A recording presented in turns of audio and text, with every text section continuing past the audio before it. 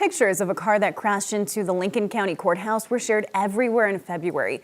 But there's more to the story. Mark Salinger shares what happened over the next 37 days.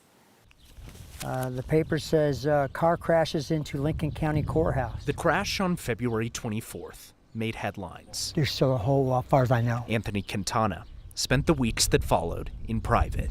Yeah, very hard. Yep.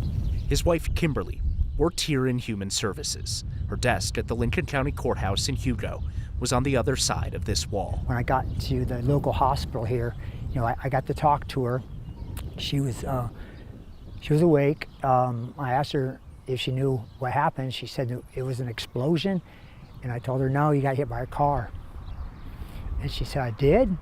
And I said, yeah, you did. Anthony and Kimberly met in high school. This is one of the pictures that we took a few years ago. They'd been married for almost a decade. She wanted to be with me as I wanted to be with her. But it's like, how did this happen? For 37 days after the crash, Kimberly fought through surgeries and procedures until she couldn't anymore. She passed away on April 2nd. Life is short. We're not promised tomorrow.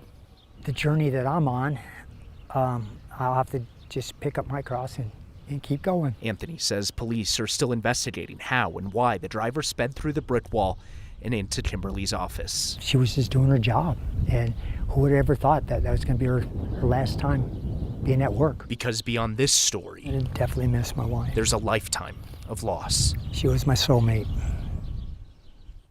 This isn't the first time that someone has crashed their car into that same courthouse there in Hugo. Anthony said there used to be barriers around the courthouse, but those were taken down during construction. No word from the sheriff's office on if the driver will face any charges, Angeline. And I'm sure that's something the family is waiting on to learn more about this driver and really what happens next. Yeah, we know it was a 75-year-old man who Colorado State Patrol says lost control of his car as he was driving in that area. Though if you are in that area around Hugo, you know that there's not really a road that's right next to it. So if he was going at a higher rate of speed, still a lot of work left to determine exactly what happened. Right. Well, our heart goes out to the family and everyone who knew her. Thanks so much, Mark.